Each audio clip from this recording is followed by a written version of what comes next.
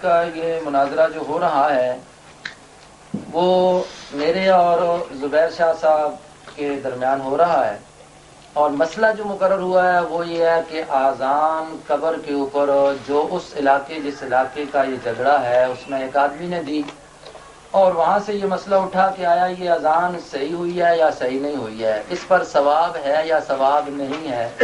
کیونکہ جو بندہ اذان دیتا ہے یا کوئی عمل کرتا ہے تو وہ اس کو ثواب سمجھ کے کرتا ہے اور ثواب کے لیے ترغیب دیتا ہے۔ اس کی دلیل یہ ہے کہ اگر اس کے اوپر ثواب یا اس کی ترغیب نہ دی جاتی تو شاید یہ اتنا جھگڑا نہ بنتا۔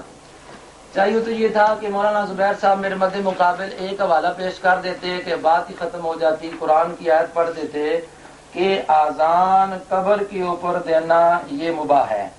حوالہ انہوں نے پیش ابھی تک تو نہیں کیا، پہلی تقریر میں شاید آگے کر دیں، وہ آ جائے گا پھر بھی دیکھ لینا۔ یا یہ پیارے پیغمبر صلی اللہ علیہ وسلم کی حدیث پڑھ دیتے اور کہہ دیتے کہ دیکھیں جی نبی علیہ الصلوۃ والسلام نے بھی اذان قبر پر دی ہے یا اس کی ترغیب دی ہے، یا اس سے ہٹ کر یہ اجماع امت پہ کر دیتے۔ چونکہ اپنے ساتھ یہ اہل سنت لکھتے ہیں تو اہل سنت کے دلائل چار ہیں، پہلا قرآن ہے، پھر سنت رسول ہے، پھر اجماع ہے اور پھر قیاس ہے۔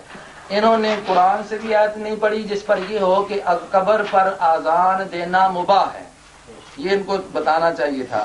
دوسرے نمبر پر حدیث رسول بھی نہیں پڑھی کہ قبر پر آذان دینا مباح ہے، یا انہوں نے اس کے بعد اجماع میں سے کوئی حوالہ پیش نہیں کیا کہ قبر پر آذان دینا مباح ہے۔ اور اس کے بعد اگر یہ اہل سنت ہیں تو ان کو چاہیے یہ تھا کہ یہ قیاس ابو حنیفہ سے، چونکہ آج ہم جو محفل میں بیٹھے ہوئے حضرات ہیں میرے مد مقابل بریلوی حضرات ہیں، تو یہ بھی ان کے اس بات کے مدعی ہیں کہ ہم امام ابو حنیفہ کے اجتہاد کو ترجیح دیتے ہیں، یعنی حنفی ہیں۔ تو چاہیے یہ تھا کہ امام ابو حنیفہ کی قیاس سے یہ بات ثابت کر کے ایک حوالہ پیش کرتے کہ ابو حنیفہ نے فلاں مسئلے سے قیاس کر کے یہ کہا ہے کہ قبر کے اوپر اذان دینا مباح ہے، تو میں اپنی پوری جماعت کی طرف سے نمائندگی کرتے ہوئے میں تقریر ہی نہ کرتا، میں لکھ کر دے دیتا کہ میرے ابو حنیفہ کا فیصلہ آ گیا ہے، میرے پیارے پیغمبر کا فیصلہ آ گیا ہے، میرے اجماع کا فیصلہ آ گیا ہے۔ لیکن اس تقریر میں تو زبیر صاحب نے کچھ بھی نہیں کر سکا، 1 گھنٹہ اور ہے، لیکن میں ابھی سے آپ کو ایک خوشخبری سنا دیتا ہوں، اور یہ آپ سن لیں، ایک بھی قرآن کی آیت نہیں پیش کریں گے جس میں یہ ہو کہ آذان کے اوپر قبر جو ہے اذان اس پر دینا دوسری ذرا درمیان میں غلط ہو تو بولنا ہمارا آپ کی بات نہیں ہے، یہ سبقت لسانی ہوتی رہے گی۔ یہ قبر کے اوپر آذان دینا یہ مباح ہے۔ ادلہ اربع میں سے اگر ایک حوالہ پوری تقریر میں پیش کر دیں ہم اسی وقت ان کے حق میں فیصلہ دے دیں گے، لیکن میں کہا خوشخبری کے طور پر آپ کو کہتا ہوں کہ مولانا زبیر شاہ صاحب بمائے اپنے صدر کے مل کر یہ حوالہ نہیں دکھائیں گے، ادھر ادھر کی باتیں کرتے رہیں گے۔ ایک بات ہو گئی، یہ میرا ان سے مطالبہ ہے، مناظرے کو لمبا نہ کرو، اگر ہے تو مجھے ابھی کتاب کے نشان دکھا دو کہ یہ آیت ہے، یہ مطلب ہے کسی مجتہد کا قول ہے، یہ حدیث نبوی ہے، ابھی لکھا دو، میں ٹائم چھوڑ دوں گا۔ اس کے بعد انہوں نے قرآن پاک کی آیت پڑھی ہے، میں قرآن کی آیت پڑھی، قُل لَا أَجِدُ فِي مَا أُوحِيَ إِلَيَّ مُحَرَّمًا عَلَىٰ طَاعِمٍ يَطْعَمُهُ إِلَّا أَن يَكُونَ مَيْتَةً أَوْ دَمًا مَّسْفُوحًا۔ یہ ترجمہ احمد رضا خان صاحب کا میرے پاس موجود ہے، اور اس پر انہوں نے لکھا، انہوں نے یہ کہنے کی کوشش کی ہے اور بتایا یہ ہے کہ یہ 4 چیزیں میرے اوپر حرام کی گئی ہیں۔ زبیر صاحب یہ بات بتا دیں، شریعت کے اندر یہ صرف 4 چیزیں حرام ہیں جو اس آیت کے اندر آئی ہیں یا اور بھی حرام ہیں؟ ایک میرا سوال ہے آپ پر، ان 4 کے علاوہ بھی حرام ہیں کہ نہیں ہے؟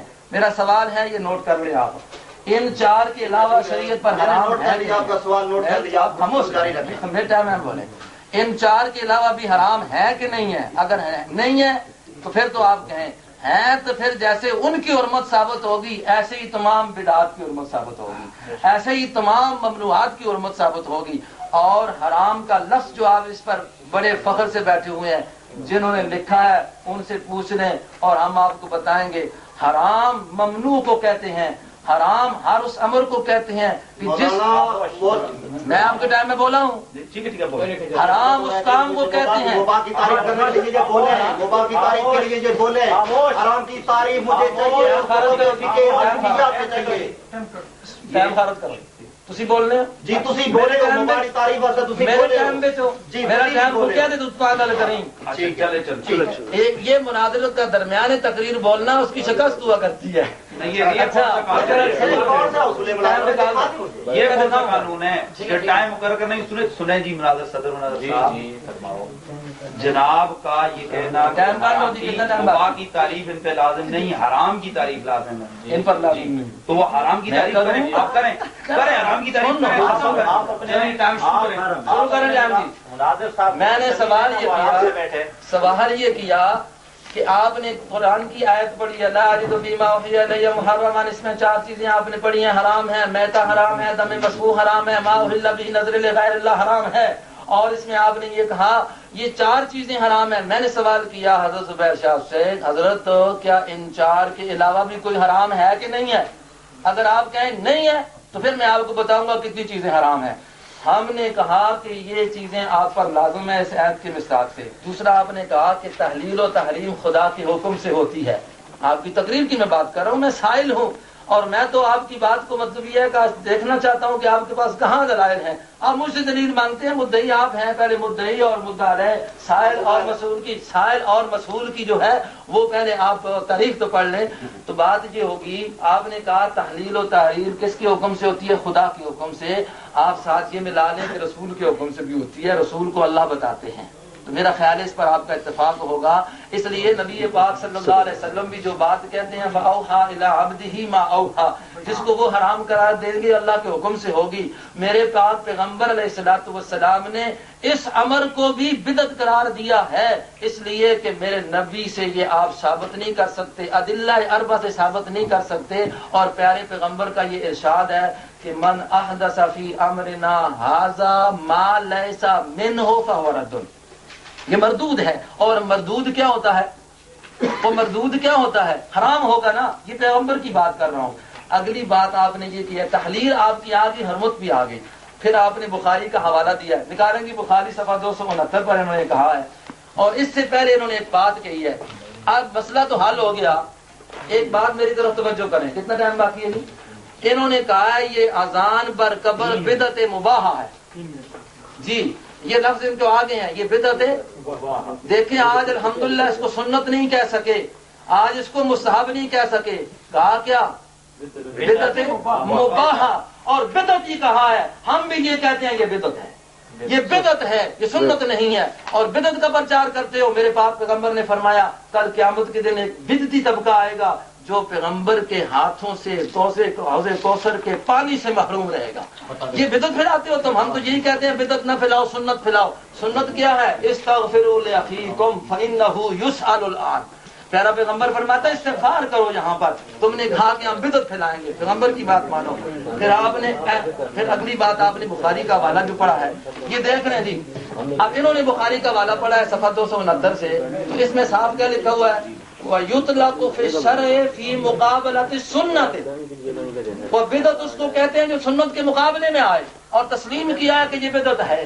آپ کے حوالے سے دیکھ رہا ہوں، اسی بخاری کو دیکھیے، بخاری پر لکھا ہوا ہے بدعت وہ ہے جو سنت کے مقابلے میں ہے۔ زبیر صاحب شادی بنے ہوئے ہو، میں دعوت دیتا ہوں پیغمبر کی سنت پر آؤ، پیغمبر کی سنت پر آؤ۔ اب سن نبی پاک آپ کی دلائل کا جواب دے رہا ہوں، آپ نے اس کو بدعت مباح مان لیا ہے۔ پھر آپ کی کتاب میں ادھر دیکھیں، آپ کے علامہ احمد رضا نے لکھا ہے یہ سنت ہے، آپ کی جال حق والا لکھتا ہے یہ مستحب ہے۔ ابھی آپ ان دونوں بڑوں کو چھوڑ کر گئے ہیں، ضرورت حوالے کے میں دیتا ہوں، اس کا رسالہ ایزان الاجر، اس نے لکھا یہ سنت کا فرد ہے، اور جال حق کے اندر احمد یار خان گجراتی لکھتا ہے کہ یہ سنت ہے، یہ مستحب ہے، اور کہتا ہے کہ اس کو بہت بڑے علماء نے، اور حدیث سے یہ ثابت ہوتا ہے کہ یہ تو بڑا سنت کا درجہ رکھتی ہے۔ آپ تو اپنے بڑوں کو بھی چھوڑ کر ابھی چلے گئے۔ پہلی تقریر کے اندر ہی یہ بات ہو گئی ہے، نہ سنت کا تعین کر سکے، بدعت تو پہلی تقریر میں الحمدللہ مان لی، اب آگے مناظرہ چلانے کی کون سی ضرورت رہ گئی ہے؟ آپ نے بدعت اس کو مان لیا ہے، آگے آپ نے اشرۃ اللمعات کا حوالہ دیا ہے، اور کوشش یہ کی ہے کہ اباحت اصل اشیاء میں اباحت ہے، اصل مولانا اصل اشیاء میں اصل عبادت میں نے یہ کہا ہے. ایک حوالہ نکال کے دیں جس میں یہ ہو کہ اصل عبادت